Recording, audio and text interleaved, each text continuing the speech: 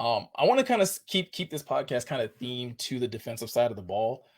Again, since there's not a lot to like a lot of new news coming out during this time of year, I do want to kind of like spend some of the next couple of weeks looking ahead to training camp and just kind of like forecasting a couple things and giving my thoughts and opinions on what I think we can kind of look forward to when it comes down to training camp. So one of the first things I wanted to do, starting with this week, at least starting with this stream, was I wanted to focus on a couple of defensive players who I think will shine during training camp. And I specifically was trying to focus on guys that we weren't hearing a lot about um, during like OTAs and minicamp. I was trying to focus on guys that we didn't hear much about during the last couple weeks, but I think we'll hear more about once pads go on, once there's actual hitting, once they're playing something that's seems way more familiar and way more similar to live football. Once training camp finally kicks off.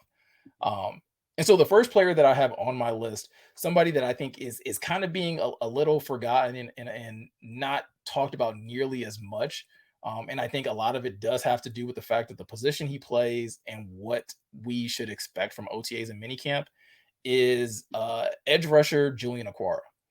Julian is someone that this coaching staff, I believe, loves a lot, right? I think this, and I think they've been fairly open about what they like about Julian as far as his versatility, as far as being able to play the edge, play some linebacker in some situations. Um, but one of the things with Julian over the last few years, especially since he's been drafted, is that Julian has struggled to stay healthy. But, and I think that fact that he's struggled to stay healthy at times allows him to kind of like fall to the back of fans' minds of that, like, he's actually, like, a really impactful and a key piece to this defense when he's healthy. He is one of those players that allows this defense to be so versatile and to be so multiple and to be able to mix and match so many different pieces because, again, you can kind of line him up in a number of different areas. And so, currently, no one's really talking about Julian. When we're talking about who could potentially stop or start opposite of Hutch, the names that usually come up are Charles Harris. We talk about, Romeo probably starting opposite of him. We talk about James Houston maybe deserving that spot because of how he played last year. And not a lot of talk is being put out there about Julian. And in fact, and I'll be completely honest, when I kind of look at the edge spot, I sometimes worry that Julian's not going to make it simply because of how many good players they have to play edge. And I start to kind of wonder, like, okay, where do you fit Julian? But then I kind of go back and I watch some of the games that he did play in when he was healthy, and specifically like that Bears game. Julian is again, he's probably one of their more athletic edges. He's one of those guys who can really kind of hang with these mobile quarterbacks, probably better than any of the other edge players. And I think that's a combination of his size, his length, his youth. Again, being one of the younger guys, being only drafted a few years ago, obviously under the old regime, but still relatively young. But Julian is someone that like I think will absolutely kind of rise to the top as we're able to again kind of get that reminder of why they kind of still even have him on this team because of that size, because of that power. And once he's able to go up against, you know, Sewell and Decker and being able to be a little more physical in the pass rush situations, I think we'll be able to kind of see why, Julian is still kind of hanging around. Um, Next player that I kind of have on the list is again kind of in a similar mold where I think we kind of just sometimes overlook him. But that being Jerry Jacobs, I think Jerry Jacobs is going to have an amazing training camp because I think one of the keys to Jerry's style of play is his physicality and his ability to really agitate and be rough and aggressive with opposing wide receivers. And right now, that CB2 spot opposite Cam Sutton, or maybe even CB1, I don't know, because we just finished talking about it with Jack Campbell. There's no guarantee that Jack is going to start just because he was the highest, drafted linebacker. I guess there's no guarantee that Cam Sutton is going to start, as CB1 just because he's the highest paid corner. But Jerry is someone that I think his best, like his ability shows up when he's able to actually be physical, when he's able to put his hands on receivers and be that type of like, sticky corner in coverage. And right now during OTAs and minicamp, he's not able to do a ton of that because again, they're limiting contact. Um, Also because again, there's new faces in town, right? So there's way more attention being given to Cam Sutton, way more attention being given to CJ uh, Brian Branch to an extent, right? And the fact that Tracy Walker is coming back from his Achilles injury, a little earlier than some expected. Like a lot of those guys are getting more attention than Jerry, and Jerry like also knows it, right? Like the fact that like these other corners are being talked about him, and I do believe that's kind of stoking a fire in him.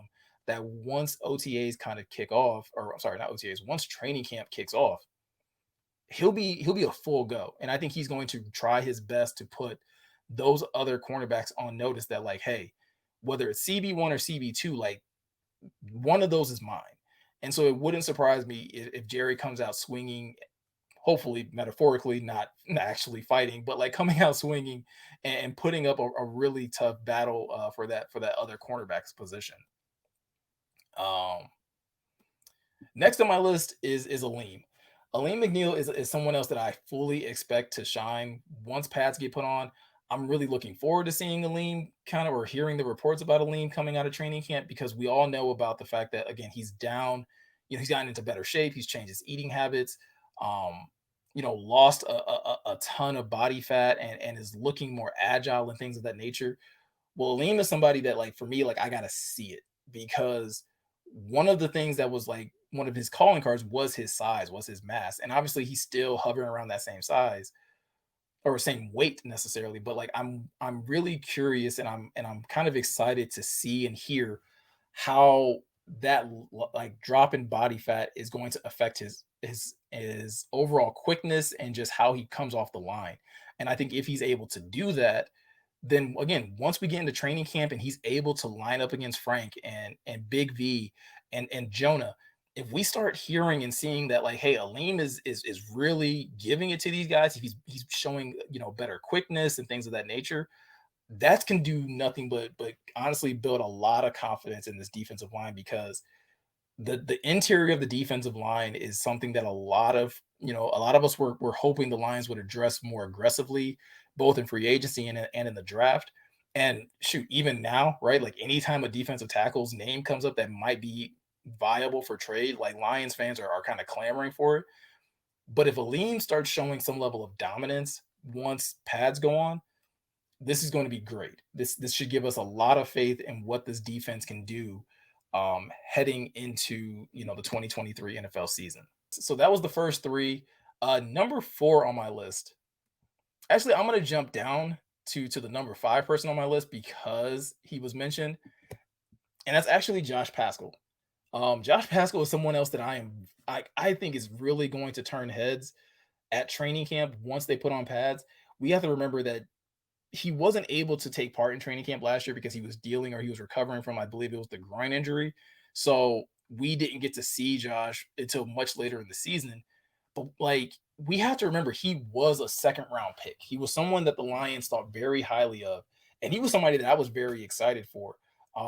Prior to him missing time and with that injury, I honestly expected him to outplay Aiden at times. I thought like if he had came into the season, if he had been able to get more snaps, I thought he would probably put up better numbers than Aiden just because I just loved his versatility. I loved his ability to be so strong in the run game, to be able to kick inside, to be able to pass right from the inside. He showed real good just you know quickness and strength at that edge position. So Josh is somebody that I'm very excited for once they get into training camp because I think we're going to see everything that got him drafted in the second round on full display. I think we're going to be able to see that quickness, that power, that versatility, and I think he's going to again be one of those pieces that wasn't available for this defense throughout the year, like not until like that back end stretch when they started to play more consistently.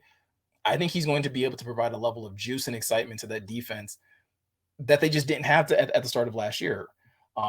So he's someone that I'm very very excited about, and I think is really going to turn heads once they throw the pads on because he's really going to be able to obviously again have contact, go against these offensive linemen, and not just I don't think he's going to just outright beat these guys, but I think again going through those tough matchups with Ragnow or Jonah or even on the edge with Panay and Decker, like that'll help him get better. We saw what it did for James Houston being able to go up against Taylor Decker and Panay Sewell in practice and training camp, and how that helped him get better as the year went on.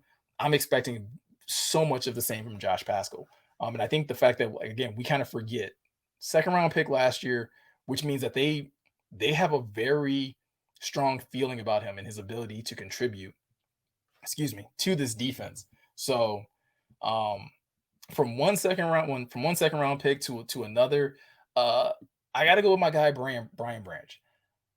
I know Brian Branch did get like some love and some acknowledgement, throughout OTAs and minicamp, but Brian Branch to me is really, really going to make a scene once they put pads on, and once he's able to go, all right, maybe not full speed, but like 75% or whatever they allow them to go in training camp. I think he is going to flash. We're already hearing how, in OTAs and mini camp, like he's there mentally. He's recognizing offensive concepts. He's shouting out orders. He's being vocal. And again, this is obviously with like second and third team, defense, but he's showing the things that first of all got him a starting spot at Alabama as a freshman, but again, the thing that got him drafted in the second round. And so, we're hearing about them using him in blitz concepts, and how he's just, proving to be a savant in that. I cannot wait until they put pads on, because again, that'll not just help him, but also kind of unlock this defense to be able to see, okay, how does he take on offensive linemen? How good is he if when getting chipped or things of that nature? Can he kind of fight through that type of stuff and you know really be an impact player for this defense? Um, I'm really excited again to kind of just see Brian Branch kind of live up to, again, what I think. I think he's still arguably the best player they drafted in this past draft. I have so many high hopes for Brian Branch, and Aaron Glenn has already kind of came out and said like they don't know where they're going to play him, but they're going to try to get him on the field. So again, whether it's in blitz situations, there's been like rumors going around that like, hey, maybe they might use him as like this hybrid linebacker at times. I'm ready for it all. So I really can't wait to see Brian Branch once they put on pads and kind of see how he's developed in that capacity. Next on my list, another second year player in James Houston. So again, James Houston is someone that we're not hearing a ton about in OTAs and minicamp. Again, I think it's because again, defensive linemen just can't do a whole lot. They don't have pads on. They're not able to do these one-on-one drills and things of that nature. But James Houston is someone that I think is also going to remind people again and showcase how he's gotten better. And I think he's going to have to as well. Um, Obviously, coming out of Jackson State last year, there was obviously going to be a learning curve being a six-round pick. But now, like, everyone is aware. Everyone knows what James is capable of doing as a pass rusher. So getting him into training camp, getting the pads on him, being able to see him again, going against Panay, going against Taylor. They're even talking about using him as an off-ball linebacker in situations. So seeing how he handles those responsibilities is going to be really key to seeing how frequently James Houston even gets on the field, or be able to project how frequently he'll get on the field, because like we talked about, this edge group is deep. And so all of these guys are going to have to really kind of rise to the top to be able to prove why they should be on the field, because you have Aiden, you have Kaminsky, you have both Aquaras, Charles Harris and Josh Pascal. There's a lot going on in that group. So James is going to need to not only does he have to show up, but I'm expecting him to. I'm expecting him to be able to take the things that he learned last year and to apply them into training camp to get even better, and to be a real problem, and to kind of again put this coaching staff in a tough position of trying to figure out like, okay, how many snaps do we not give him, instead of like how many snaps do we give him, like how many snaps do we not give him because he's just that impactful on the defensive end. Another guy that like I'm expecting big things from in training camp once the pad goes on is Christian Covington. And I'm kind of surprised, like when I was really going through this, I was kind of surprised that I put Christian Covington on this list. But the truth of the matter is, from everything we heard coming out of OTAs and minicamp, Christian Covington was getting those first team reps next to Alim. And that doesn't mean a whole lot again in OTAs and minicamp, but the staff has to be doing that for a reason. Now, some people are saying that's strictly because of seniority. Christian Covington is the oldest defensive lineman they have on the team. So there's possible that he's getting a lot of these, early snaps or a lot of this work with the first team strictly because he's one of the older players. But I'm also of the belief that like he's getting this work because he's also showing that he's kind of like deserving of it, even if it's just on one-on-one drills, even if it's just in the classroom. Like he's showing that he's deserving of some attention. And I'm kind of one of the reasons I'm looking forward to seeing how he performs is I originally thought Christian Covington was going to be like just like a camp body, that somebody that we were going to see get cut right after minicamp or right after OTAs. And the fact that that hasn't happened has me curious. I'm kind of more now now he has my attention, and I'm really looking forward to seeing what he does um in come training camp and once they finally put on pads. And last but not least, shouldn't be a surprise, but someone else that I'm expecting to really shine, show out, really kind of get the coaching staff and the fan base's attention once pads go on the defense side of the football is Jack Campbell. I think if we're talking about Jack potentially not starting, and we're talking about that in OTAs and minicamp, that's kind of fair because there's not. I think what Jack does best has not been put on display yet. And I think once we finally get to hitting, once we finally get to a point where he's able to again go as close to full speed as he possibly can, that's when we're going to see the best version of Jack Campbell. And that's when we're going to see a guy who should be starting week one. Um, Again, I can't help but just go back to the tape and see a guy that had amazing instincts, was great in coverage, was great at flying to the ball. I just think, like, again, we just got to get him in pads and kind of give him the green light to go play football, right? It's still obviously learning the game and learning tendencies and learning how to read things, but getting him in a situation where he's able to like just trust his instincts and play and use his athleticism, I think is really going to benefit Jack come training camp. And I think that's when he's going to lock up this starting spot in the same way that Malcolm did once they got into pads, once they got into, more live football situations where he could demonstrate his strength and his savviness as a linebacker. That's when I think Jack is going to really shine.